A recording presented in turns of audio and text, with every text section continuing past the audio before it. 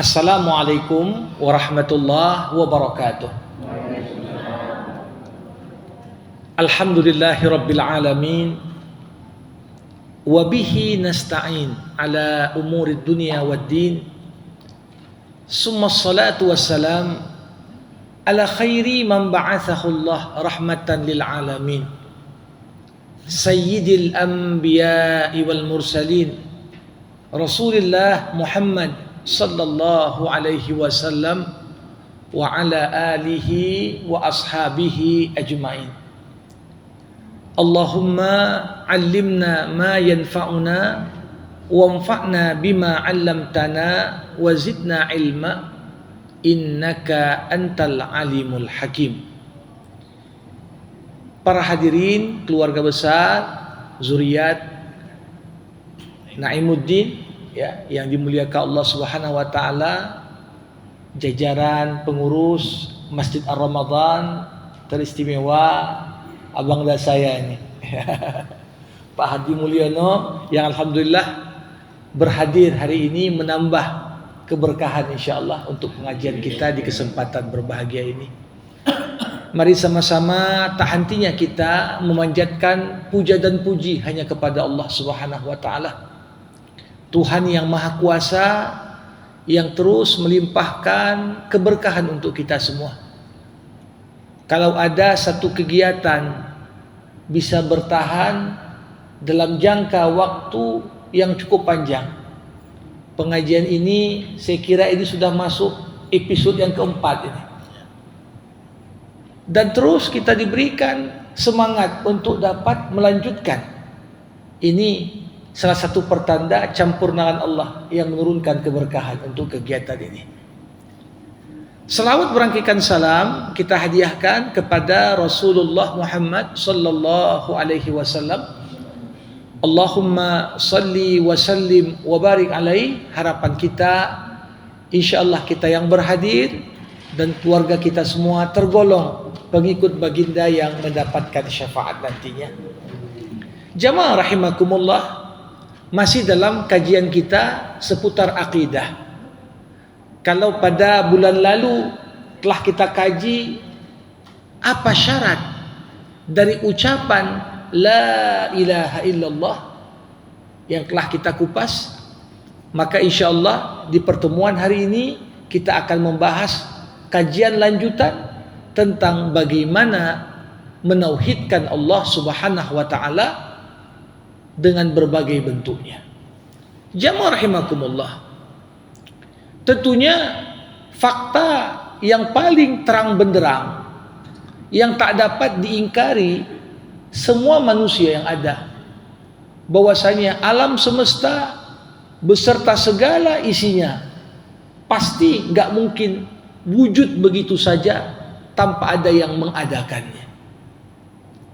Bukan sekedar ada Tuhan yang pertama kali menciptakan segala apa yang ada, tapi bagaimana keharmonisan, keteraturan alam semesta ini menggambarkan kepada kita bahwasanya sang pencipta itu adalah Esa.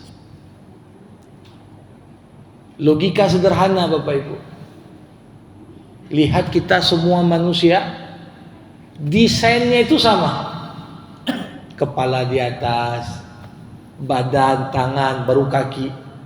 Tak ada orang kepalanya di bawah gitu ya. Tak ada kakinya di atas. Lau kana fihima alihatun illallah la fasadata, kata Allah. Sekiranya di alam semesta ini ada pencipta lain selain Allah Subhanahu wa taala, maka pasti alam semesta beserta segala isinya akan rusak. Jadi keteraturan itu menggambarkan yang ngatur satu. Coba bayangkan dalam satu organisasi terlalu banyak yang ngatur. Ya, saya kira kenapa kemudian masjid ini rapi? Karena instruksi dari pimpinan tertinggi jelas. Coba bayangkan kalau pimpinannya banyak. Semuanya ingin memberikan sentuhan sehingga ada akhirnya nggak nampak keteraturan. Nah, kita semua bertauhid kepada Allah. Dan tauhid kita kepada Allah secara umum dibagi oleh para ulama menjadi dua bentuk. Dan kita akan bahas bentuk yang pertama dulu. Bagaimana kita mengesahkan Allah Subhanahu wa taala? Bentuk yang pertama dari tauhid itu yang disebut tauhid rububiyah. Tauhid rububiyah. Apa arti rububiyah? Hampir setiap kali kita sholat, kita baca Al-Fatihah, ada salah satu ayat Alhamdulillahi Rabbil Alamin. Kata rububiyah diambil dari akar kata Rabb. Jadi menauhidkan Allah secara rububiyah maknanya apa? Kita mendudukkan Allah Subhanahu wa taala dalam kehidupan ini sebagai Rabbul Alamin. Kalau kita lihat jamaah rahimakumullah, apa terjemahan kata Rabbul Alamin? Sebagian ulama mengartikan Rabbul Alamin dialah pemilik alam semesta. Jadi yang memiliki bumi, gunung, sungai, segala apa yang ada di permukaan bumi, itulah Allah Subhanahu wa taala. Bagaimana tanpa adanya Allah takkan ada burung, takkan ada segala bentuk jenis spesies, baik flora, fauna, bahkan manusia dengan berbagai ras, suku bangsa yang ada. Semuanya Allah. Karena kata alamin apa artinya? Segala apa yang ada dalam alam semesta selain Allah. Itu arti kata alamin. Jadi manusia masuk dalam alamin. Binatang masuk dalam alamin. Tumbuhan masuk dalam alamin. Benda mati, batu, gunung, air, sungai, termasuk di dalamnya lautan, yang merupakan bagian yang paling luas dari permukaan bumi ini juga masuk kategori alamin. Jadi bertauhid rububiyah, bagaimana seorang hamba meyakini Allah adalah Rabbul Alamin. Makna pertama Rabbul Alamin, Allah lah pemilik alam semesta ini.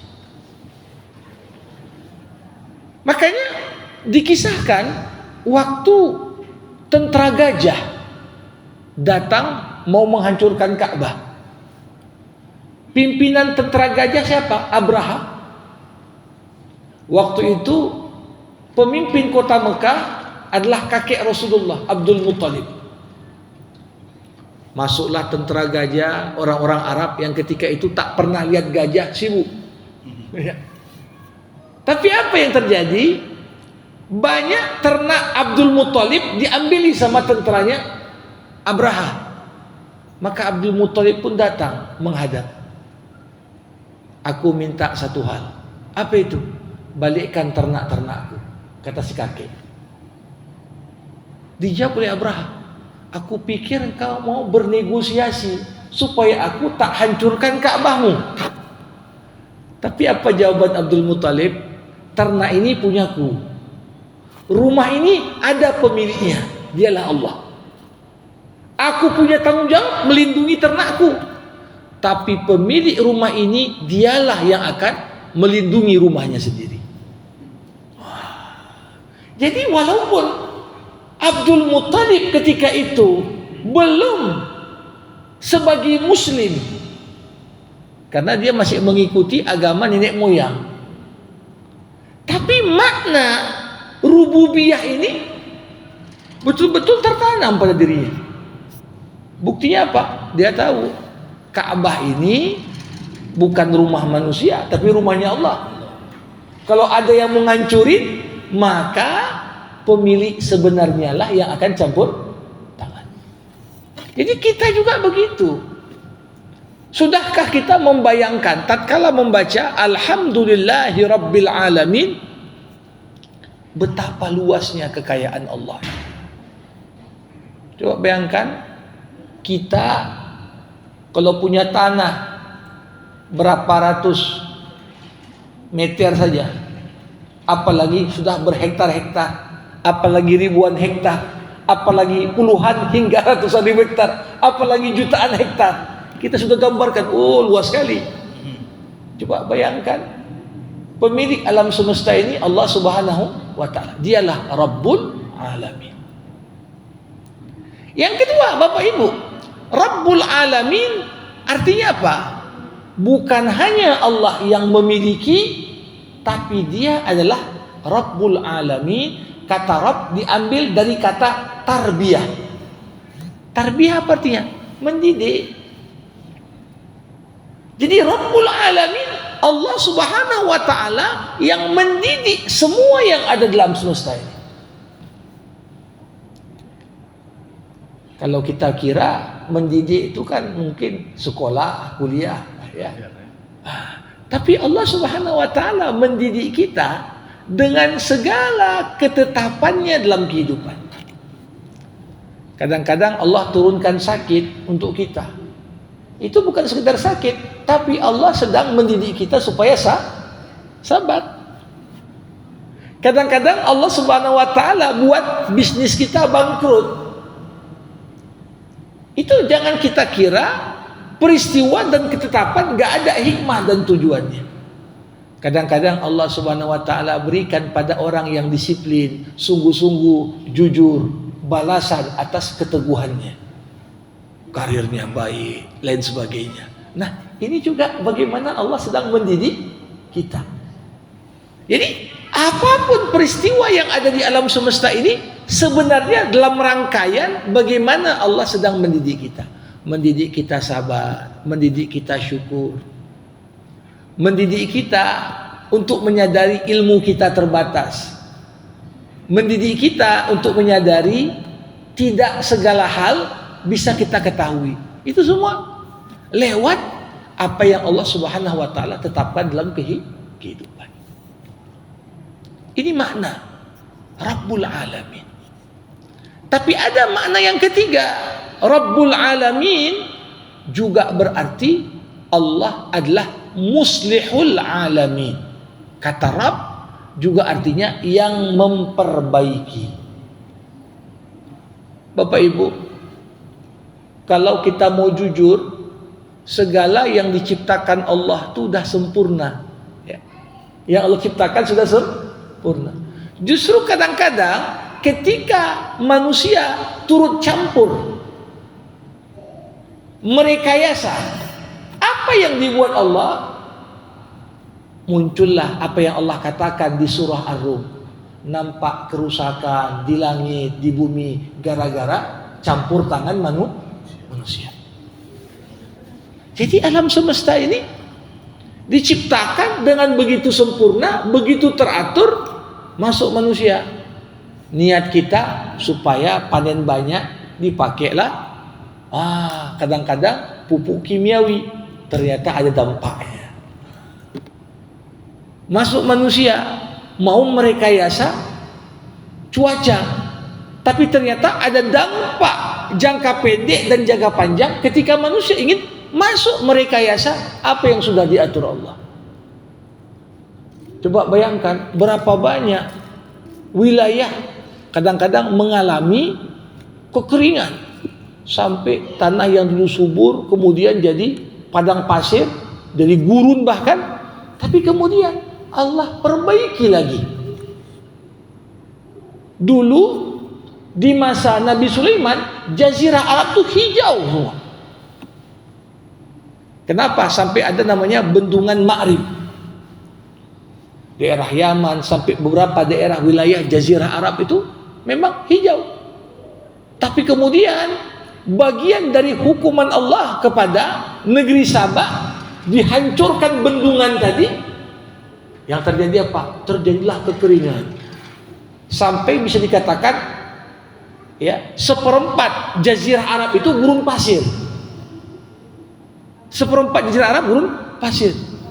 Tapi kita lihat di saat mungkin bagian dunia lain mengalami yang namanya panas ekstrim, tapi Allah Subhanahu wa Ta'ala tetapkan yang dulu gersang Sekarang belum mulai tumbuh. Walaupun ada campur tangan manusia, tapi perubahan iklim ini juga di antara bagaimana Allah terkadang memperbaiki apa yang dirusak manusia. Jadi bertauhid rububiyah adalah sejauh mana kita meyakini Allah pemilik alam semesta, Allah yang ngatur alam semesta, Allah yang memperbaiki alam semesta, Allah pula yang mendidik semua makhluk yang ada di alam semesta. Ini makna ketika kita ingin menauhidkan Allah secara rububiyah.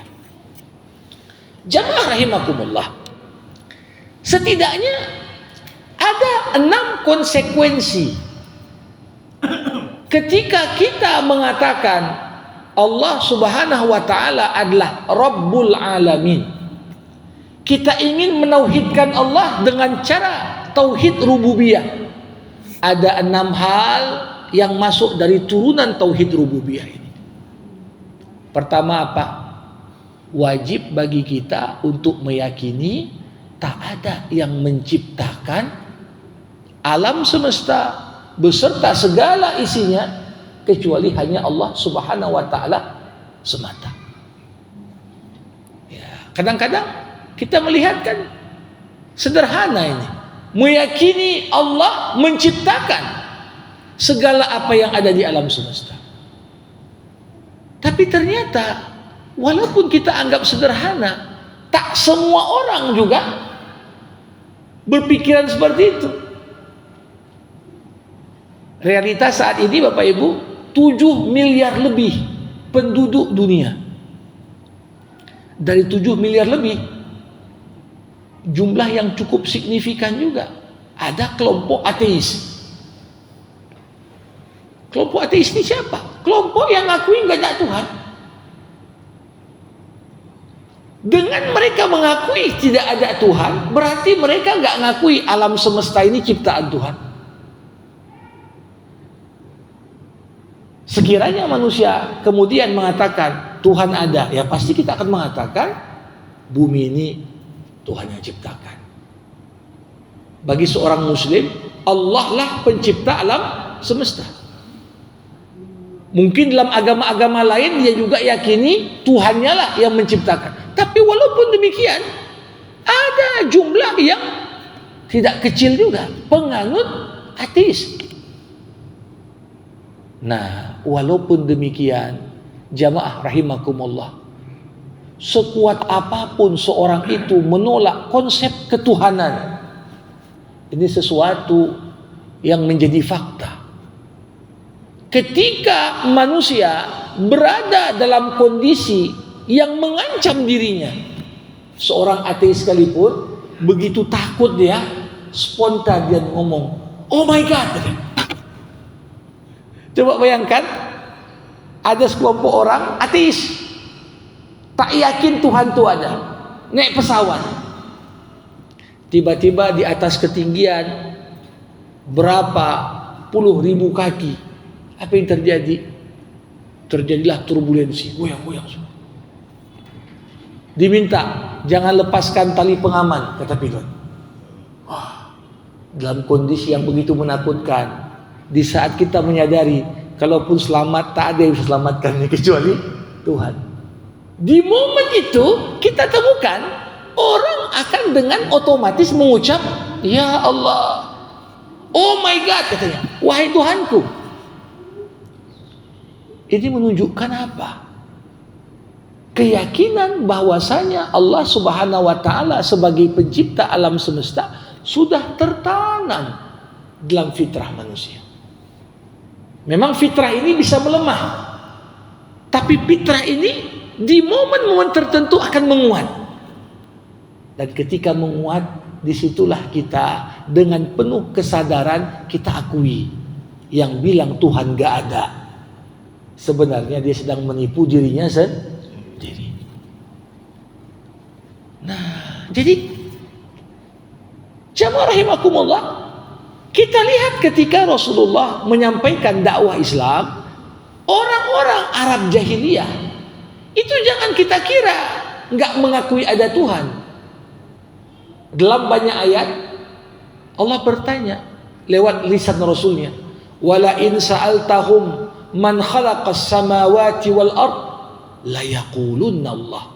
Kalau kau tanya Abu Lahab, kau tanya Abu Jahal, kau tanya pemimpin-pemimpin kafir jahiliyah dulu, siapa yang menciptakan langit dan bumi?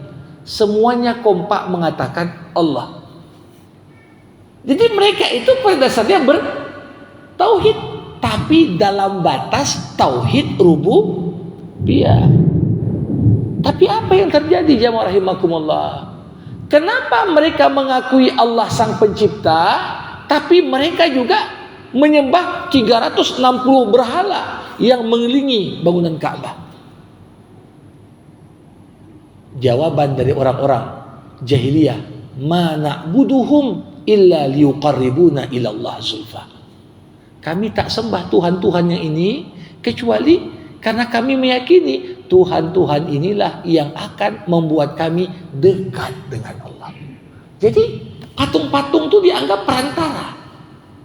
Patung-patung itu dianggap perantara yang bisa mendekatkan manusia dengan Allah Subhanahu wa taala. Karena mereka merasa Allah itu transenden, tak mungkin dilihat, tak mungkin disentuh.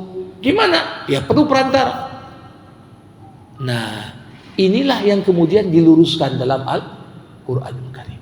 Jadi bertauhid rububiyah, konsekuensi pertama meyakini tidak ada yang menciptakan alam semesta beserta segala isinya kecuali hanya Allah Subhanahu wa ta'ala. Jamaah yang berbahagia, ada konsekuensi kedua ketika kita bertauhid rububiyah. Apa itu? Kita meyakini apapun yang terjadi di alam semesta ini sesungguhnya tidak ada yang mengatur apa yang terjadi kecuali hanya Allah. Jadi siapa yang bertindak kejadian A, kejadian B?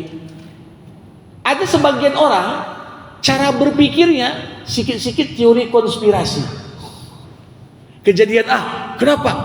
Ini mungkin konspirasi kelompok B ini ngerjain kita. Ada orang ketika tertimpa sesuatu, bukan dia mengevaluasi diri, tapi dia lebih banyak menyalahkan orang lain. Si fulan ini ngerjain saya, si fulan ini ngerjain saya. Tapi orang yang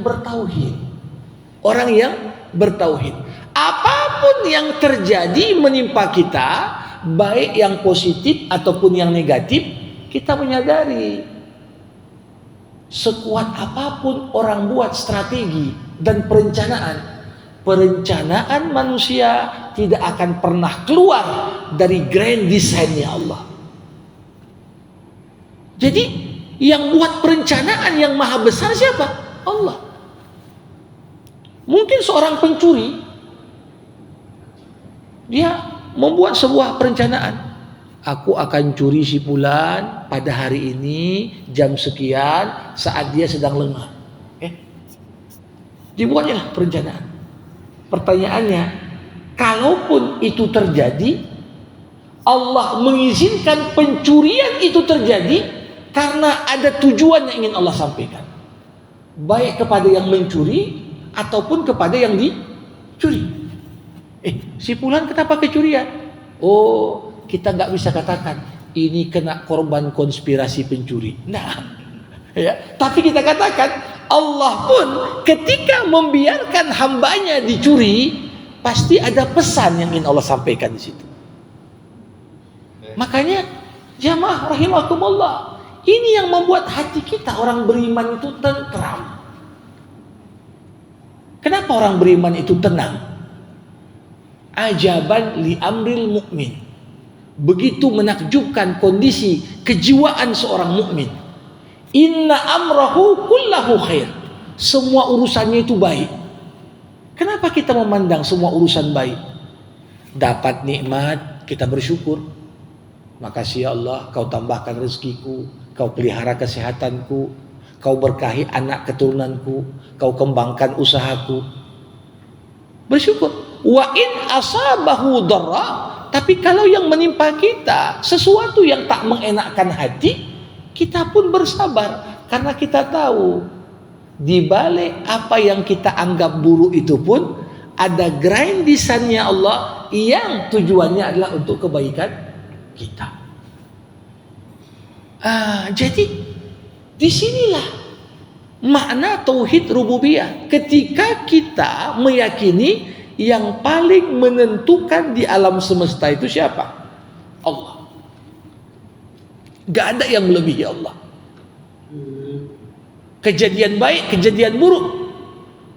Sampai Imam Ali menantu Rasulullah Muhammad sallallahu alaihi wasallam, Ali bin Abi Thalib pernah berkata begini, "Lau kushifal ghita mazdattu yaqina." Misalnya di depan kita ini banyak opsi, dibukakan semua opsi itu di hadapan kita. Kita suruh milih. Sekiranya tabir gaib itu diangkat di depan mata kita, Ali berkata, kita pasti takkan milih kecuali yang Allah pilihkan. Makanya jamaah rahimakumullah, ini makna penting sekali. Ketika seorang mukmin bertauhid rububiyah, maka dia tidak akan terlalu banyak berpikir tentang teori konspirasikah, ini dan itukah. Semuanya dia yakini qaddarallah ma syaa. Allah sudah takdirkan, maka berlakulah apa yang Allah takdirkan. Dan itu yang kita anggap yang terbaik. Walaupun kita belum paham maksudnya sekarang. Jamaah rahimakumullah, ada konsekuensi yang ketiga. Bertauhid rububiyah, salah satu konsekuensinya apa? Kita meyakini tidak ada kebaikan, tidak ada kemudaratan kecuali hanya Allah lah yang paling menentukan. Itu maknanya. Makanya orang beriman, apa kata Rasulullah? Sekiranya seluruh manusia bersepakat, berkoalisi, ingin mencelakakanmu, apa kata Rasul? Sikit pun koalisi yang mereka buat itu takkan mencelakakanmu kecuali apa yang sudah Allah takdirkan untukmu. Sekiranya sekelompok orang bersepakat ingin memberikan manfaat untukmu, tapi kalau Allah belum izinkan itu terjadi, maka tak ada yang dapat memberikan satu kebermanfaatan kepada pihak yang lain. Jadi la nafi' wa la dar illallah. Tidak ada yang bisa memberi manfaat, sebagaimana tidak ada yang dapat menolak mudarat kecuali hanya Allah Subhanahu wa taala. Ini makna tauhid. Jamaah rahimakumullah, makanya bagian penting tak bisa kita pisahkan dari tauhid ini. Sebagian orang menganggap perlindungan pada dirinya berkaitan dengan benda-benda tertentu. Kalau pakai jimat nih aman kau.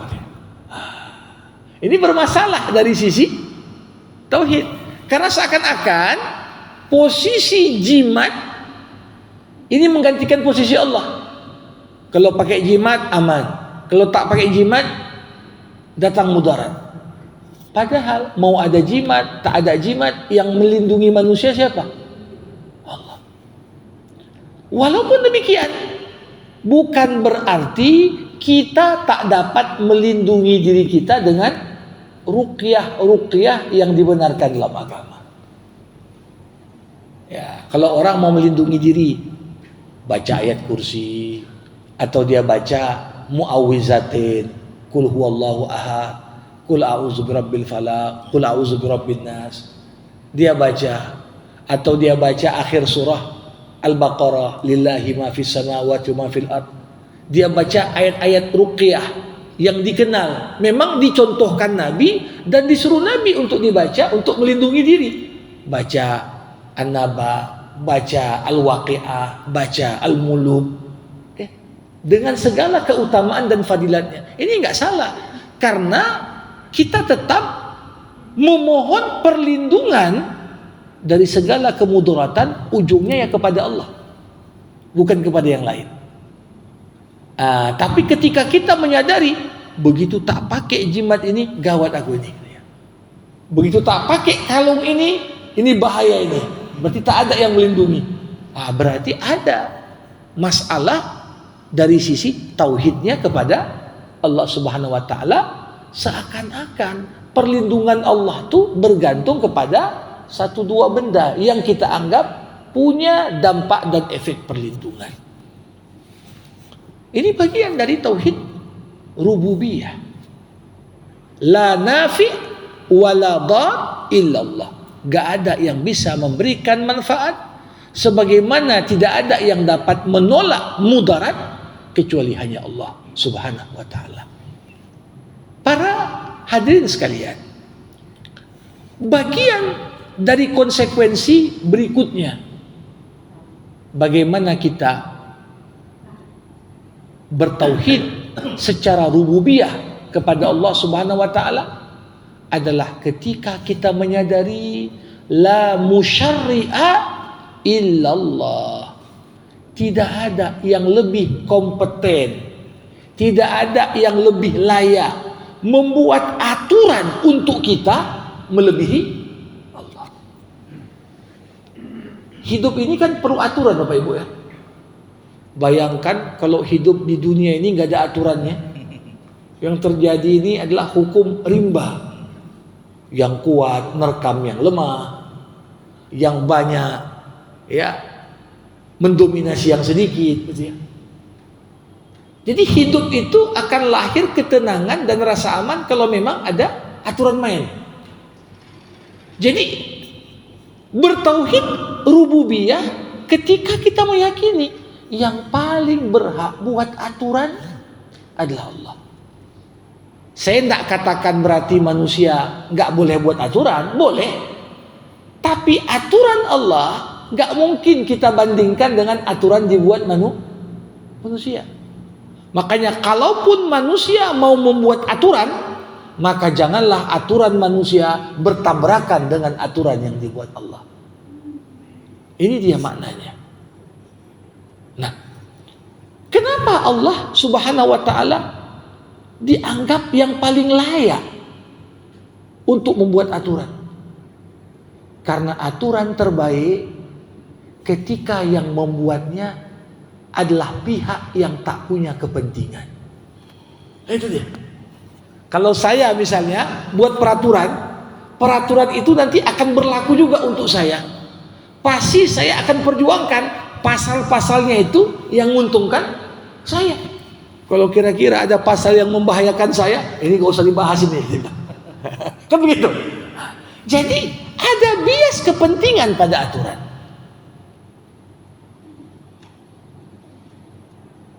Tapi kalau Allah Subhanahu wa taala yang membuat aturan, apakah Allah punya kepentingan? Enggak. Disinilah kenapa ketika kita bertauhid rububiyah, kita meyakini aturan Allah itulah yang paling betul. Dalam Al-Quran di beberapa ayat Allah katakan, Alaihissallah biahkamil hakimin. Bukankah Allah Tuhan yang paling bijak sana, yang hukumnya itu paling adil? Kita lihat, terkadang manusia buat peraturan, sebagian dari peraturan itu berkontradiksi dengan aturan Allah. Contoh, di banyak negara Eropa dan Amerika itu dibuat dalam hukum perkawinannya, kalau suami istri yang sudah menikah kemudian cerai, dibagilah aturannya setengah harta ketika bercerai jadi jatuh pada istri. Bahkan sebagian negara lebih dari itu persennya. Apa yang terjadi? Ujungnya banyak orang mikir untuk nikah. Wah, bagus, sudah hubungan gelap saja. Kalaupun nanti menikah, nanti kalau cerai hartaku setengah lari untuk dia. Kan begitu.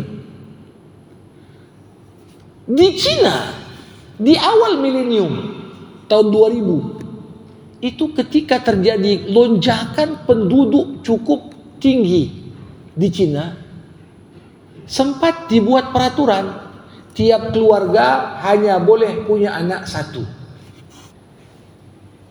Apa yang terjadi Bapak Ibu? Karena aturan ini hampir semua keluarga pengen anaknya kalau lahir laki-laki. Maka yang terjadi banyak anak-anak perempuan lahir, akhirnya apakah diaborsi sebelum lahir, apakah kemudian dibunuh. Sempat terjadi struktur penduduk di Cina nggak berimbang antara laki-laki sama perempuan. Saya cerita di Cina daratan ya. Makanya kemudian banyak mereka mencari pasangan hidup, termasuk dari Kalimantan, ya, dari Vietnam, dari beberapa negara di Asia Tenggara. Nah, ketika pemerintahnya sadar peraturan ini membahayakan kelangsungan, keluarga-keluarga di Cina dibolehkan lagi. Ya, keluarga punya 2 anak.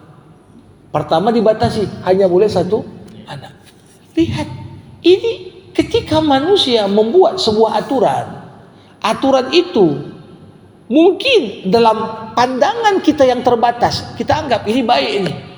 Belum tentu kejadiannya sesuai dengan apa yang kita harapkan.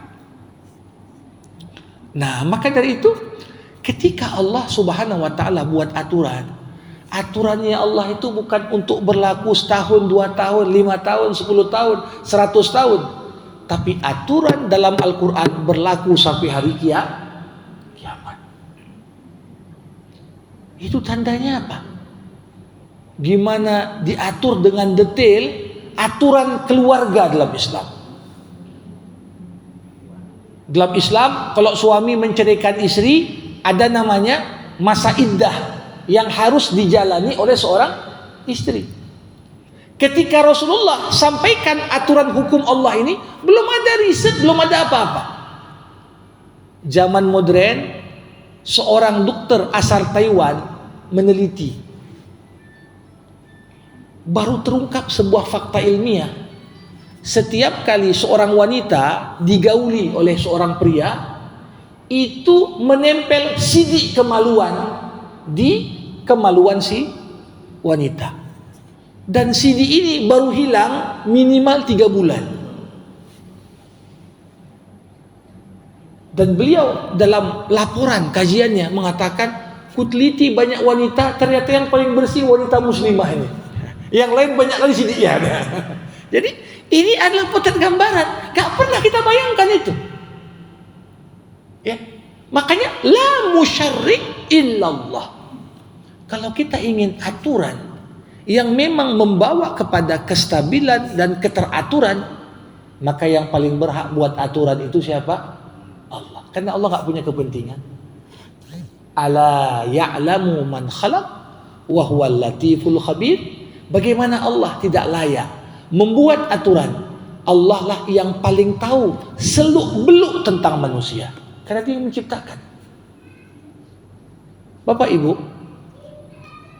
konsekuensi kelima ketika kita bertauhid rububiyah, kita harus meyakini segala sesuatu apa yang terjadi itu semua adalah dalam pengetahuan dan ilmunya Allah. Inilah yang kita sebut dengan konsep qada dan qadar. Qada dan qadar. Apapun yang terjadi, itu gak mungkin ada satu kejadian luput dari ilmunya Allah. Sampai dalam bahasa Quran itu kan, wa ma tasqutu min waraqatin illa ya'lamuha. Tak ada satupun daun kering jatuh dari pohon kecuali Allah tahu berapa banyak daun itu jatuh, kapan jatuhnya, bagaimana jatuhnya, Allah tahu.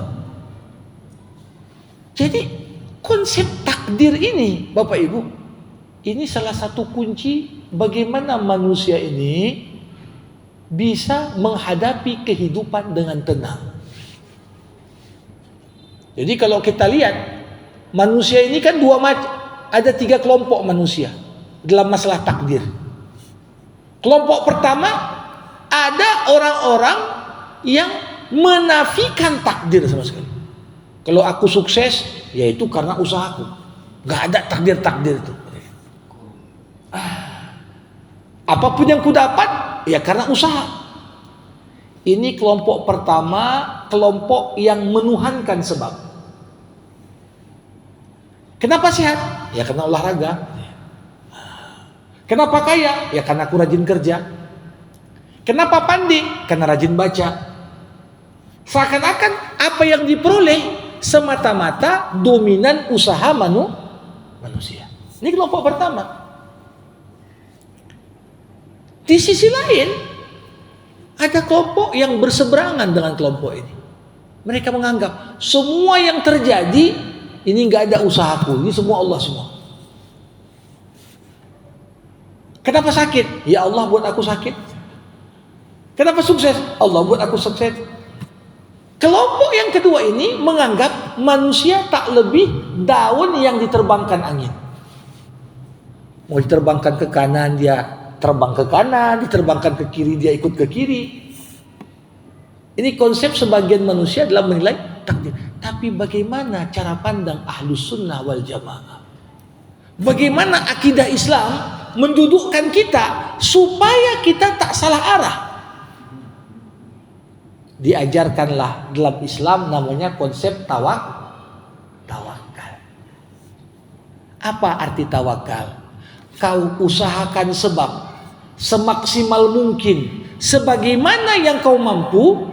Setelah kau mengusahakan sebab, kau berserah diri kepada Allah seakan-akan kau belum buat apa-apa. Jadi kalau kita artikan tawakal, besok ujian, udahlah berdoa-doa aja, bukan tawakal ini. Ya, kalau ada orang mau tanding bentar lagi pon dia, atlet, ya udahlah tinggal berdoa aja, nanti kalau Allah takdirkan menang itu. Nggak ada latihan, nggak ada persiapan, nggak usah. Ini salah. Konsep yang diajarkan Islam apa? Kau usahakan semaksimal mungkin apa yang kau bisa. Tapi yakini, sekuat apapun usahamu, kalau Allah tak izinkan, nggak jadi itu. Ini bagian dari bertauhid. Ya, jadi kita misalnya seorang dalam hal ini Nabi Zakaria, Bapak Ibu, Nabi Zakaria usia 104 tahun, istrinya 96 tahun. Jangankan cerita gimana punya anak waktu menopause, waktu mudanya pun dianggap mandul. Ya. Tapi apa artinya? Tetap ada usaha. Ada usaha dari manusia. Walaupun menurut logika akal gak mungkin ini. Gak mungkin ini. Tapi mungkinkah dapat anak kalau gak ada usaha? Gak bisa. Ya, kecuali campur tangan Allah seperti Maryam. Ya, gak ada laki-laki yang menggaulinya punya anak kan begitu. Tapi Maryam pun diajarkan dalam Islam konsep takdir. Coba bayangkan di surah Maryam, di saat Maryam kehamilannya makin besar, menunggu momen-momen dia sebentar lagi akan bersalin, terduduklah Maryam di bawah pohon kurma dengan rasa sakit, letih, lelah, psikologi yang tertekan. Tiba-tiba datang malaikat. Apa kata malaikat pada Maryam? Maryam, kau goyang pohon kurma ini, nanti jatuh kurma, kau makan supaya kau kuat bersalin. Kenapa enggak langsung malaikat petikkan aja, ani makan? Disuruh goyang kurma ini. Coba bayangkan Bapak Ibu, menggoyang pohon kurma seperti goyang pohon sawit. Gimana kita? Orang yang kuat saja belum tentu bisa menggoyang kurma. Konon lagi ini wanita hamil besar disuruh untuk menggoyang. Artinya apa? Tetap harus ada ikhtiar dan usaha dari sisi kita. Walaupun menurut kita, ya efeknya berapa lah itu. Sisanya serahkan sama Allah. Siapapun melihat perang di Gaza, ini sesuatu yang di luar kemampuan manusia bisa menganalisis. Lebih dari 300 hari. Udah. Coba bayangkan berapa banyaklah persenjataan mereka. Berapa banyaklah ya amunisi yang mereka punya menghadapi musuh. Kalau dari awal secara logika nggak mungkin bisa kalahkan. Tapi di sini dipakailah rumus tawakal yang merupakan bagian dari bagaimana kita bertauhid secara rububiyah. Ya. Makanya Nabi Muhammad ketika perang Badar 314 orang melawan 1000-an orang dari tentara musuh. Enggak berimbang dari segi jumlah. Tapi Rasulullah mengambil pasir. Dia baca bismillahirrahmanirrahim, dilempar pasir ini. Apa kata Allah? Wa ma ramaita iz ramaita walakinallaha rama. Yang lempar memang kau Muhammad. Tapi yang membuat pasir ini kena setiap mata musuh, aku, kata Allah. Maka dikatakan semua musuh, semua matanya rabun gara-gara Nabi Muhammad. Coba bayangkan, berapalah kemampuan manusia lempar? Bisa sampai nggak 1000 orang. Tapi ada usaha. Ini bagian dari bertauhid secara rububiyah.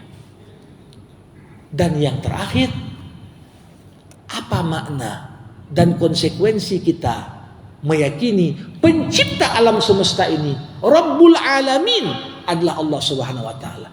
Konsekuensinya kita meyakini tidak ada yang mengetahui yang gaib kecuali hanya Allah Subhanahu wa taala. Ini satu prinsip penting. Tidak ada di alam semesta ini yang tahu yang gaib kecuali hanya Allah. Bapak Ibu, para ulama membagi gaib itu menjadi 2 kelompok. Gaib itu menjadi 2 kelompok. Ada gaib yang mutlak, ada gaib yang muqayyad. Muqayyad namanya nisbi. Gaib yang relatif. Jadi ada gaib yang mutlak, ada gaib yang relatif. Gaib mutlak itu apa? Segala pengetahuan yang gaib yang gak ada akses pada siapapun untuk mengetahuinya. Cuman Allah yang tahu. Allah tahu kapan kiamat. Saat Jibril datang bertanya kepada Nabi Muhammad, Muhammad, kapan kiamat? Apa jawaban Nabi? Yang ditanya pun tak tahu sebagaimana yang bertanya. Karena yang tahu itu cuma Allah. Begitu juga. Kita tak tahu ajal kita kapan. Ini gaib mutlak. Gak ada kemampuan. Dokter kadang-kadang bilang, ini umurnya kalau secara medis tinggal 3 hari lagi nih. Gitu. Rupanya lewat 3 hari masih hidupnya kawan tuh. Artinya ya, walaupun manusia sudah sampai pada tingkat pengetahuan tertentu, tetap nggak ada akses untuk tahu. Kita tengok masih muda, check upnya masih bagus. Rupanya siap check up, kembali dia kepada Allah. Siapa yang tahu? Nggak ada yang tahu. Jadi cerita tentang gaib mutlak itu Allah. Tapi rahmat dan kasih sayang Allah, Bapak Ibu sekalian, Allah izinkan kita sampai batasan tertentu mengetahui yang gaib. Allah buka akses. Kita mengetahui sebagian yang gaib, tapi tidak sampai batasan yang terlalu panjang, sedikit saja. Dulu orang tidak tahu, tunggu lahiran dulu, baru tahu jenis kelamin anak yang lahir. Sekarang dengan USG, ultrasonik, dipakai cahaya tengok, oh nampak alat kelaminnya. Itu pun baru tahu setelah usia kandungan di atas 6 bulan. Kurang dari 4 bulan bisa tahu nggak? Nggak tahu juga aja. Mau nengok kemana pun belum nampak ya. Ya begitu. Jadi ada keterbatasan. Sehebat apapun kita, tetap kemampuan manusia itu ada batasnya. Coba bayangkan Bapak Ibu, kita sekarang hidup di zaman apa? Kecerdasan buatan. banyak kerja-kerja dibuat robot. Tapi ada nggak satu pabrik bisa dibuat manusia? Pabrik membuat roh, nggak ada. Ya, sampai kapanpun manusia tak akan bisa menciptakan roh. Ketika orang-orang datang kepada Nabi nanya, yas'alunaka 'anir ruh. Mereka datang padamu bertanya, apa itu roh? Qulir ruh min amri rabbi. Ruh itu urusanku, kata Allah. Wa ma utitum minal ilmi illa qalila. Dan aku tak akan berikan informasi kepadamu tentang ruh kecuali sedikit. Kita ini jangankan cerita tentang ruh. Fenomena tidur saja dan mimpi itu masih jadi rahasia. Coba bayangkan Bapak Ibu, kadang-kadang orang tertidur 15 menit. Tapi mimpi dan apa yang dialaminya itu mungkin berhari-hari. Dalam waktu 15 menit, dalam mimpinya itu dia seperti di alam bawah sadarnya mengalami peristiwa sampai berhari-hari. Bisa nggak manusia bisa tahu hakikat mimpi itu? Sampai sekarang belum tahu. Makanya Al-Quran mengatakan tidur itu saudaranya mati. Sebagaimana mati itu misteri, tidur pun masih meninggalkan misteri. Ada keterbatasan, nggak bisa manusia sampai menjangkau itu semua. Nah, maka dari itu, ketika kita meyakini Allah Rabbul Alamin, tidak ada yang tahu segala yang gaib kecuali Allah. Selama ini kan banyak manusia itu menganggap, oh biar tahu kita tanya sama paranormal, tanya sama dukun, tanya sama orang pintar. Nanti dianggap orang pintar ini menggunakan jin supaya tahu yang gaib. Bapak Ibu, Quran membongkar tatkala menceritakan bagaimana Nabi Sulaiman yang salah satu wujud kekuasaannya itu bisa merintahkan jin untuk mengerjakan apapun. Sulaiman alaihissalam diceritakan dalam Quran meninggal dunia dalam kondisi duduk di atas singgasananya, mengawasi kerja jin, membangun bangunan yang diperintahkan Sulaiman. Sulaiman mati, jin tak tahu Sulaiman sudah meninggal. Allah utus rayap makan tongkat Sulaiman. Ketika tongkat Sulaiman lapuk karena dimakan rayap, Sulaiman yang duduk pun tersungkur. Baru tahu jin, udah meninggal ya kawan ini katanya. Sekiranya kita tahu lebih cepat, gak perlu kita kerja capek-capek. Sengaja kisah itu diabadikan dalam Al-Quran untuk meyakinkan pada kita, kalaupun ada yang ngaku, oh si fulan tahu yang gaib, tanda itu ada masalah pada tauhidnya. Jadi mungkin kita tengok orang soleh, mungkin kita tengok ahli ibadah, tapi kalau dia kemudian ngaku, aku tahu kapan kiamat, aku tahu kapan begini, itu sudah nggak betul itu. Jadi di sini perlu kita yakini.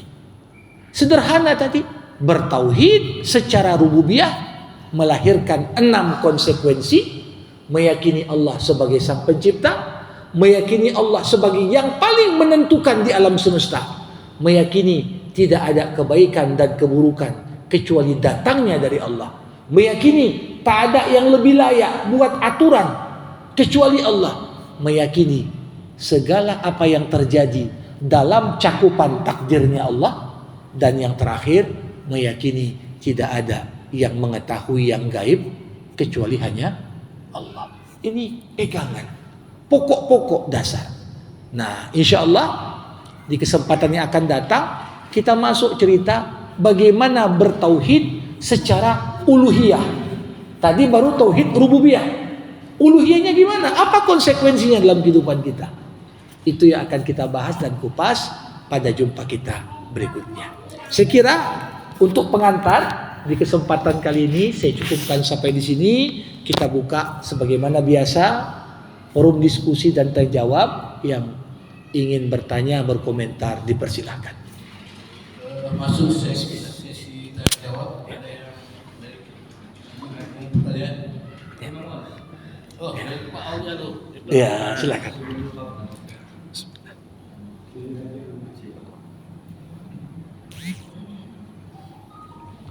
Assalamualaikum warahmatullahi wabarakatuh. Waalaikumsalam warahmatullahi wabarakatuh.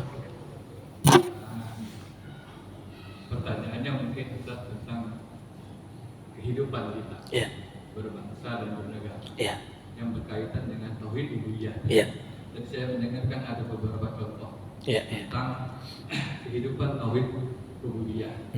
Masuk kalau kita mengalami kuliah, bagaimana sikap kita terhadap itu semua, Ya, ya. kembali ke tauhid uluhiyah. Iya. Nah, bagaimana pula tentang kehidupan kita berbangsa dan bernegara, antar masyarakat sesama masyarakat dan masyarakat dengan pimpinannya. Iya. Nah, yang kedua, pertanyaan yang kedua, tadi kan ada hal gaib Iya. yang hanya diketahui oleh Allah SWT. Betul. Nah, bagaimana dengan ulama-ulama atau ustaz-ustaz? Kita bilang yang melakukan ruqyah. Terkadang kita sering melihat dia bisa menebak, kebetulan tepat sama kita gitu. Ya. Apa tebakan dia itu? Ya. Nah, bagaimana dengan konsep Ya. tauhid uluhiyah ini? Ya. Terima kasih. Terima kasih. Jamaah rahimakumullah. Dalam kehidupan kita bermasyarakat, berbangsa dan bernegara, ada hubungan timbal balik yang saling terkait antara pemimpin dan yang dipimpin. Ya. Ada hadis Rasulullah SAW yang mengatakan, kama takunu yuwalla alaikum. Sebagaimana sikap dan karaktermu, begitulah akan diberikan pemimpin untukmu. Maka dari itu, kebanyakan orang ini kadang-kadang kalau tidak mengkaji dari kacamata tauhid, kalaulah terjadi apa yang tak mengenakkan dalam kehidupan berbangsa, bernegara, fokus kita hanya cari kambing hitam saja.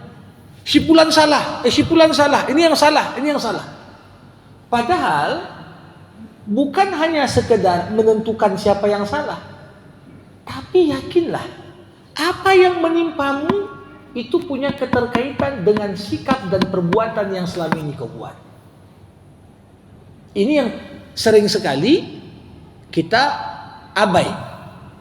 Makanya ketika kita melihat, loh, kok level pimpinan begini sikapnya, hendaklah kita bercermin juga pada diri kita. Mungkin ada sifatku yang membuat Allah izinkan datang pemimpin seperti ini supaya menyadarkanku, rupanya tak enak seperti itu.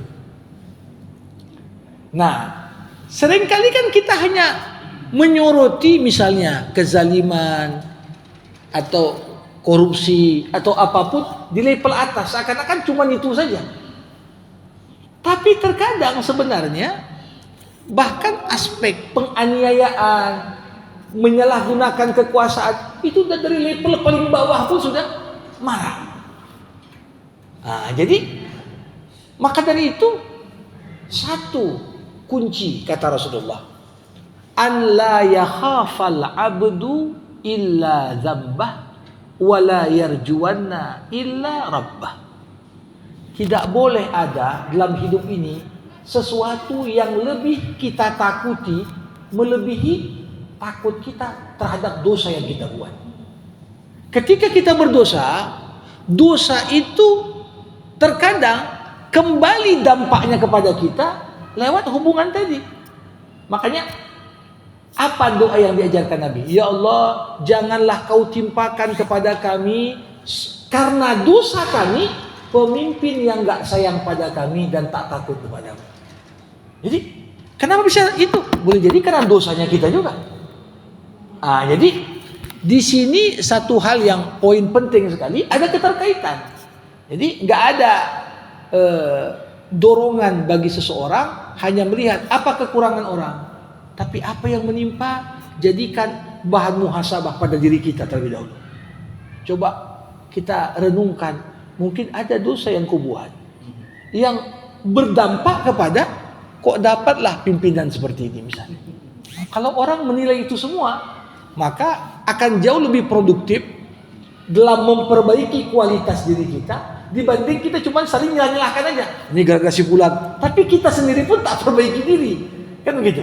Nah, jadi agama mengajarkan pada kita bahwasanya apa? Apa yang menimpamu pasti ada kaitan dengan apa yang kau buat. Ada sebuah kata-kata menarik sekali. Pernah disampaikan Imam Hasan Basri. Beliau katakan, aku tahu bagaimana kedudukanku di hadapan Allah dari akhlak istriku kepadaku. Kalau tiba-tiba istrinya jadi cemburuan, tukang marah, ini berarti ada yang salah sama dia. Ya, karena Allah nggak akan membuat rubah begitu, kecuali itu jadi kode bagi kita. Begitu juga sebaliknya, istri pun bisa pahami bagaimana kedudukan dirinya di hadapan Allah dari akhlak suami kepada dia. Rakyat pun bisa tahu bagaimana kedudukan dirinya di hadapan Allah dari akhlak pemimpin terhadapnya. Pemimpin pun bisa disadarkan gimana kedudukan dia di hadapan Allah. Apakah dia dimuliakan atau dia dihinakan, dilihat dari akhlak rakyat kepada dia. Nah, kalau pemimpin pun nggak ada wibawanya lagi, semua perhatikan, Allah kasih nampak sebenarnya. Ginilah kedudukan kau. Nah, tapi ketika kita sibuk hanya menyalahkan, menunjuk hidung orang, kau salah ini, tapi nggak pernah menunjuk pada diri kita, nggak pernah kita kaitkan dengan dosa dan pelanggaran yang kita buat, maka dampak perbaikan itu nggak akan maksimal. Yang pertama. Yang kedua tadi bisa diingatkan sedikit. Alam gaib yang hanya di. Oh ya, baik. Ya. Jamaah rahimakumullah. Untuk mengetahui yang gaib itu hanya Allah. Tapi kita harus paham, terkadang Allah Subhanahu wa taala memberikan akses dalam batasan tertentu kepada hamba-hamba yang diizinkannya untuk tahu. Dia nggak tahu yang gaib, tapi Allah lewat mimpi dia bilang, aku mimpi seperti ini. Banyak ulama-ulama Rabbani begitu. Nah, ini yang dalam bahasa agama disebut firasat. Firasat itu ilmu dan karunia. Sampai Rasulullah berkata, ittaqu firasatal mu'min fa innahu yara binurillah. Hati-hati kau dengan firasat seorang yang beriman. Sesungguhnya dia memandang dengan cahaya Allah. Artinya, kau pun dia itu enggak lepas juga karena Allah yang kasih tahu. Nah, tapi untuk kemudian kita meyakini semua yang gaib itu dia tahu semua, itu enggak betul. Nah, ya mungkin diberitahukan satu dua hal oleh Allah lewat mimpi, lewat ilham, lewat firasat, dia tahu. Tapi orang yang tahu yang gaib pun karena Allah, dia nggak akan pernah akhlaknya itu mengatakan aku udah tahu semua. Nah, nggak pernah itu. Orang yang tahu pun ketawaduannya tidak akan membuat dia membanggakan diri tahu yang gaib. Tetap dia beradab. Ketika ngomong, walaupun dia dibocorkan Allah, tahu hal-hal yang beberapa yang tak diketahui orang lewat ilham, lewat mimpi, lewat apa? Karena disebutkan mimpi orang mukmin pun itu bagian dari ilhamnya Allah. Mimpi itu ada 3 macam kata para ulama. Mimpi bunga tidur. Ini semua kita mengalami. Makan bakso siang hujan-hujan enak kali, terbawa mimpi sampai ke malam. Nah, ini mimpi bunga tidur. Ada mimpi orang-orang soleh. Mimpi orang-orang alim. Mimpi para wali. Jadi kadang-kadang dia mimpi Allah bukakan sebagian berita gaib kepada dia. Tapi ada yang ketiga, mimpi buruk. Itulah mimpi yang datang dari setan. Nah, jadi kita tak nafikan orang-orang yang soleh, tapi tentunya ketika dia menyampaikan mimpi itu tetap dalam batasan adabnya kepada Allah. Dia nggak ngaku, aku tahu yang gaib semua. Enggak. Terkesan bahasanya tawadhu. Dia sampaikan. Nah, kemudian kejadian sesuai dengan yang apa yang disampaikan oleh ustadz tadi atau ulama tadi. Nah ini tapi tetap dalam ketawaduan. Bukan malah dia mengatakan, oh aku tahu semua yang gaib-gaib itu. Itu nggak mungkin. Jadi kalau kita melihat dari tawadunya seseorang itu. Iya, ketawaduan dan adabnya kepada Allah. Karena seorang mengaku, aku tahu yang gaib semua. Nabi aja nggak berani ngomong begitu. Nah, itu adab itu tercermin dari ilmu. Ya, ilmu yang dalam pasti melahirkan adab. Nah, sehingga dia tidak akan jumawa, mengatakan dengan bahasa-bahasa yang menggambarkan dirinya lebih tinggi dari yang seharusnya. Demikian. Ya. Sedikit kan? Ya, boleh. Yang tadi kan cerita tentang tauhid rububiyah. Ya. Bagaimana konsekuensinya terhadap diri kita dengan konsep tauhid rububiyah? Jadi kalau kita akhirnya menggugah, menghina seseorang, Ya. kalau hubungan bermasyarakat dengan musik, apakah kita menerima dosanya seperti yang kita bicarakan 2 bulan yang lalu kita menunjukkan itu? Itu bagaimana? Apakah dapat disalahkan kita? Ya. Jamaah rahimakumullah. Ketika ada sesuatu yang tak mengenakkan menimpa kita dan kita lebih terfokus untuk sekedar mencaci, menghina, mungkin secara aturan orang katakan memang layak dihina dia begini-begini. Tapi yang demikian itu secara tauhid tidak akan terlalu banyak bermanfaat kepada seorang. Ketika dia hanya berhenti pada batasan mencela dan menghina, di sisi lain dia tak ambil pembelajaran dari situ. Makanya jamaah rahimakumullah, ini kita lihatlah bagaimana Nabi Allah Musa dan Harun ini harus berhadapan dengan manusia paling kafir dan paling bejat di muka bumi, Fir'aun. Ketika dapat perintah Allah, justru lebih banyak Musa itu diperintahkan, ingatkan Fir'aun dengan bahasa yang lemah lembut. Kenapa? Kadang-kadang kita bilang pada seorang kesalahannya itu, tapi bernilai seperti mempermalukan, betul pun itu nggak akan mau diterimanya, karena dia merasa dipermalukan. Tapi kalau kita nasihati orang 4 mata, gini-gini, kadang-kadang lebih bisa diterima. Tapi kalau di atas mimbar langsung kita caci maki dia, ini kadang-kadang dampaknya terhadap perbaikan orang dan perbaikan diri justru tak besar. Makanya Nabi Muhammad selalu berkata, laisal mu'min bitta'at walal la'an walal fahish walal badhi. Seorang mukmin itu bukanlah orang yang suka menuduh, suka melaknat, suka cakap kotor, suka mencela. Kenapa? Mungkin sesuatu yang terjadi pada kita pun kalau kita telisik lebih dalam dengan kacamata tauhid, ada kaitan juga dengan teguran Allah kepada kita. Sehingga orang yang bertauhid rububiyah tadi lebih banyak dia mandang dari sisi dirinya, bukan sekedar memandang dari sisi orang lain. Demikian. Ya.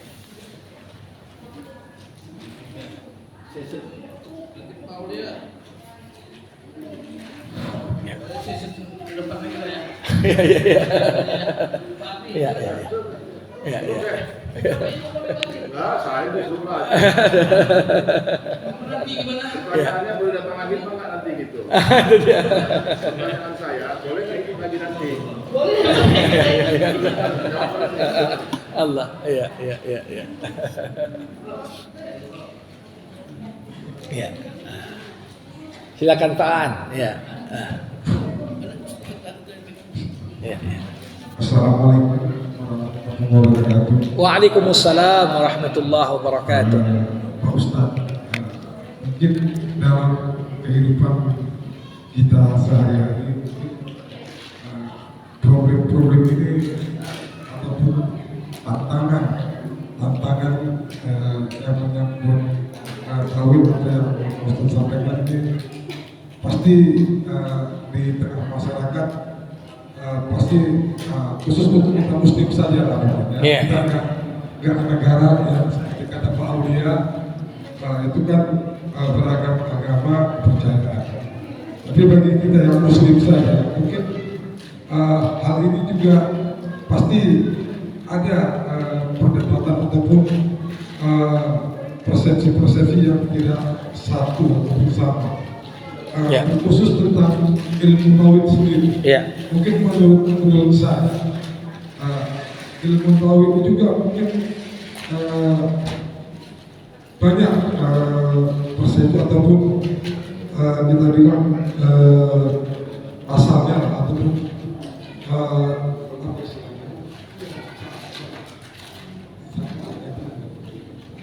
asal usulnya, Ya. ya, asal usulnya juga mungkin banyak mungkin, ya, banyak. Jadi yang ingin saya tanyakan, bagaimana sikap kita yang menghadapi hal-hal ini dalam kehidupan kita sehari-hari, terkhusus tentang yang Ustaz sampaikan tadi, yang mengenai tauhid tadi. Terima kasih. Ya. Para hadirin rahimakumullah, tauhid inilah pokok dalam beragama. Perbedaan dalam hal-hal cabang ini justrunya akan lebih mudah ditoleransi. Satu pakai kunut, satu tak pakai kunut, satu dengan hisab, satu dengan ru'yah, satu dengan, ya, artinya pada urusan-urusan cabang yang berkaitan dengan praktik amaliyah kita sehari-hari ini, ya, walaupun kadang-kadang fanatisme juga cukup tinggi di sana, tapi relatif lebih mudah untuk bisa kita bertoleransi. Nah, sedangkan masalah tauhid ini kan ilmu akidah atau ilmu tauhid, ini umpama akar dari suatu pohon. Gak kita bayangkan pohon itu punya batang yang besar, buah dan daun yang lebat, kalau akarnya pun rapuh. Dan pembentukan akar itu justru sering tak terekspos. Orang menganalisa diameter batang, tinggi pohon, bertambah buah, ini kan nampak. Tapi apa yang menjalar dari akar, ini kan nggak kelihatan. Nggak kelihatan. Makanya pada tataran ilmu tauhid mungkin kita berdebat. Ada pandangan, tetapi lewat ulasan yang saya ajarkan, saya ini pendekatannya bukan seperti pendekatan teologi. Saya coba aja yang berhadir di sini bukan sekedar tahu tauhid, tapi merasakan tauhid. Merasakan tauhid. Nah, maka dari itu dalam pemaparan saya mencoba menghindarkan sejauh mungkin debat-debat teologis yang kadang-kadang bukan nambah keimanan, tapi justru membuat urusan tauhid yang simpel dan sederhana jadi kita anggap sebagai urusan yang rumit untuk dipahami. Itu saya sering sampaikan pada mahasiswa juga. Belum tentu, gak semua yang kalian pelajari di kelas ini layak disampaikan untuk orang awam. Disampaikan. Karena kalau bercerita tentang ya tauhid dengan pendekatan ilmu teologi, masuk di situ filsafat, masuk di sini itu. Ini kadang-kadang justru kita nggak merasakan tauhid itu. Sibuk kita gimana pandangan ya misalnya kelompok Murji'ah, kelompok Jabariyah, kelompok Qadariyah. Apa yang terjadi? Manfaat nggak bertambah untuk dalam merasakan iman? Enggak. Maka sebenarnya mempelajari tauhid itu dengan mengangkat peristiwa-peristiwa yang dekat dengan apa yang kita alami dalam kehidupan sehari-hari, kita coba ingatkan di situ. Ternyata dari sebuah peristiwa yang kecil, sakitnya seorang, ya kena musibah, itu ada makna tauhid yang mendalam. Coba rasakan. Jadi beda tentunya antara orang megang mobil Lamborghini, dia foto sama mobil, padahal mobil itu bukan mobil dia, ya. Dengan orang mengendarai Lamborghini. Kalau masih tahap foto-foto saja, ini dia belum merasakan, baru tahu nih Lamborghini ini. Nah, kita coba dengan memahami seperti pembahasan bulan lalu. Kita sering ucap la ilaha illallah, tapi apa syaratnya? Itu sering gak kita hadirkan. Apa konsekuensinya? Semua orang, bahkan saya yakin jamaah di sini pun sebelum hadir di majlis sudah tahu tauhid rububiyah, meyakini Allah pencipta alam semesta. Tapi apa konsekuensinya dalam kehidupan kita? Banyak item-item yang kita anggap biasa, tapi ternyata digali lebih lanjut kita merasakan di situ. Wah, ternyata pada urusan ini saja ada kaitan dengan tauhidnya. Jadi bagaimana respon kita terhadap perbedaan-perbedaan? Saya sering mengatakan urusan tauhid ini lebih banyak untuk dirasa, bukan untuk diperdebatkan secara teologis. Ya, karena kadang-kadang perdebatan itu mungkin kita berdebat dalam menggunakan nomenklatur dan istilah. Tapi ketika duduk dikaji lebih dalam, sama juga pandanganmu sama aku. Tapi ujung-ujungnya kenapa? Terkesan berbeda. Istilah yang kau pakai beda dengan istilah yang kau pakai. Tapi ketika kita di sisi lain menyadari, coba untuk merasakan tauhid itu. Ini yang pastinya akan lebih dalam pengaruhnya terhadap diri kita. Demikian kita komentari. Ya. Ibu-ibunya mana nih? Ya, silakan. Bisa. Waalaikumsalam warahmatullahi wabarakatuh.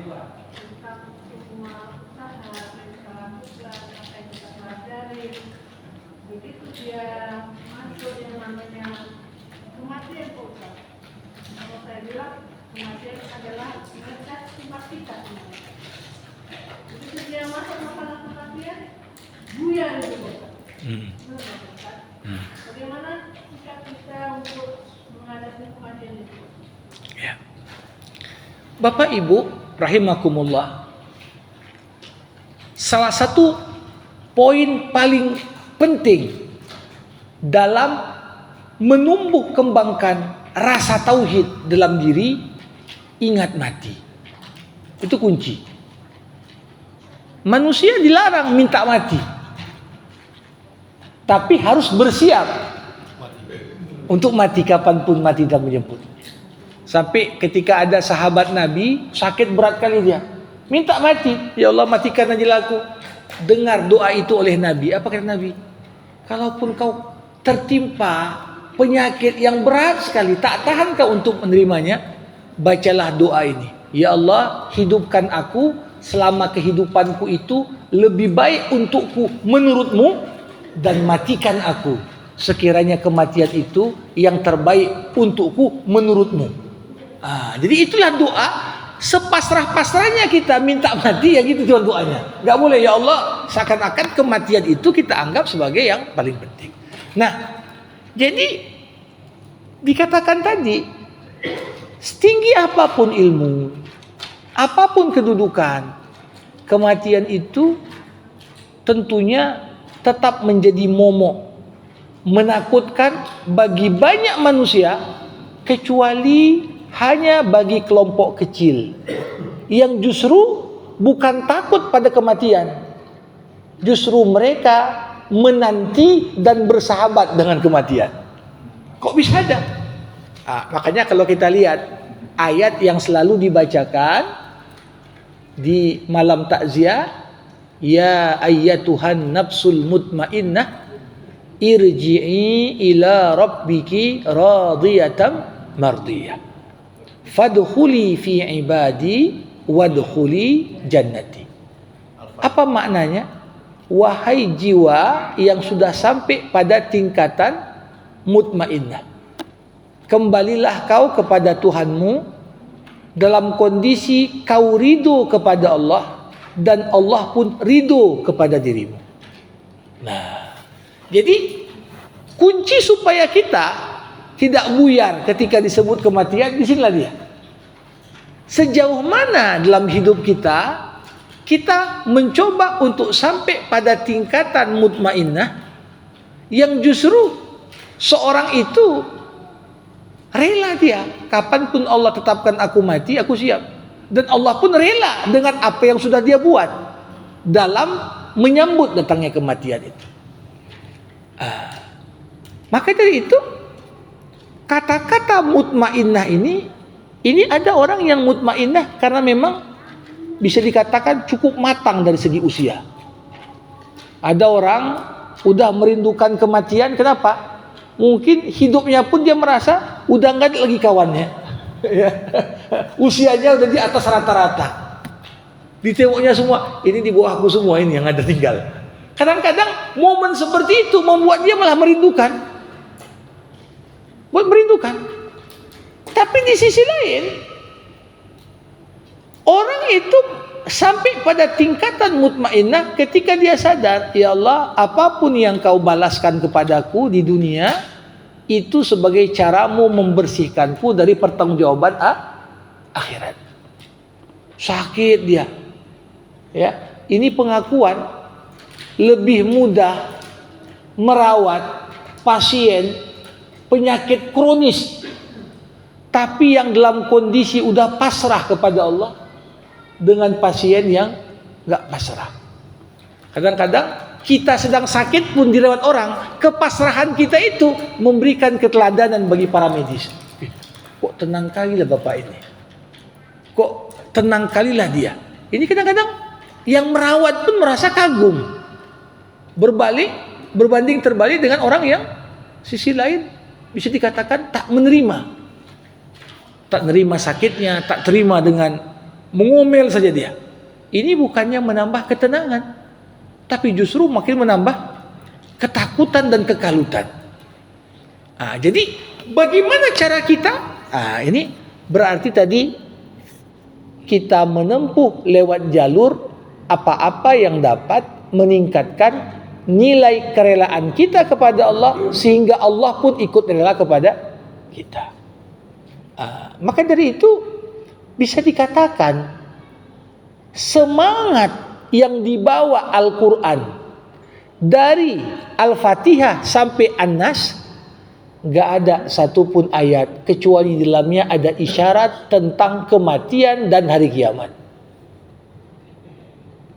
Jadi makin baca Quran ya kita diingatkan, hidupmu sementara, kau harus siap, dan kau harus yakin tak semua kematian itu menakutkan.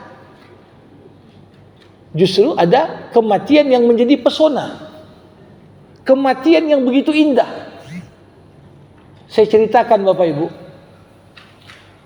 Bilal bin Abi Rabah ini termasuk sahabat Nabi yang diberikan Allah umur yang panjang, meninggal usia 90 tahunan.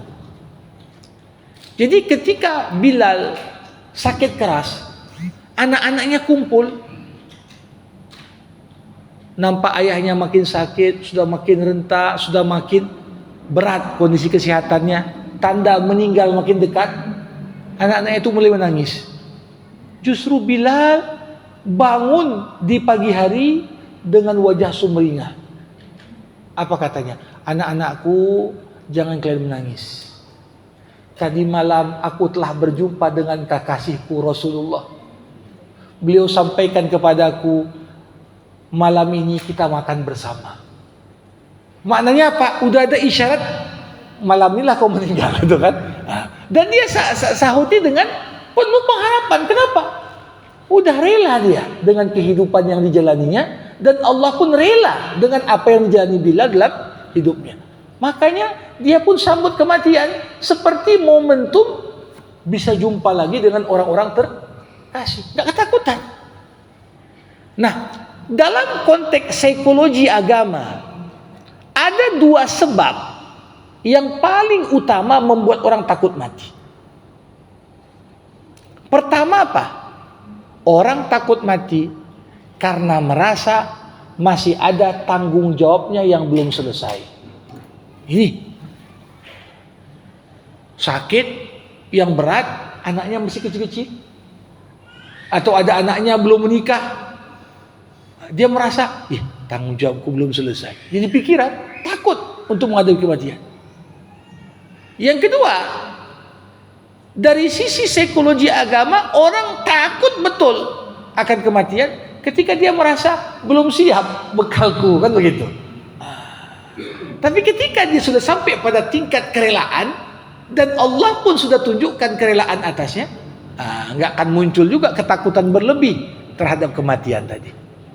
Jadi inti beragama, ingat mati.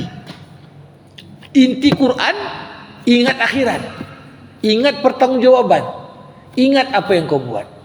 Jadi kalau orang barat mengatakan waktu itu adalah uang, dalam Islam waktu itu dipertanggungjawabkan. Lebih dalam lagi. Bukan sekedar sisi materi, waktu itu duit. Nah, waktu itu dipertanggungjawabkan. Tiap detik ditanya, kemana kau habiskan hari ini? Demikian. Terima kasih.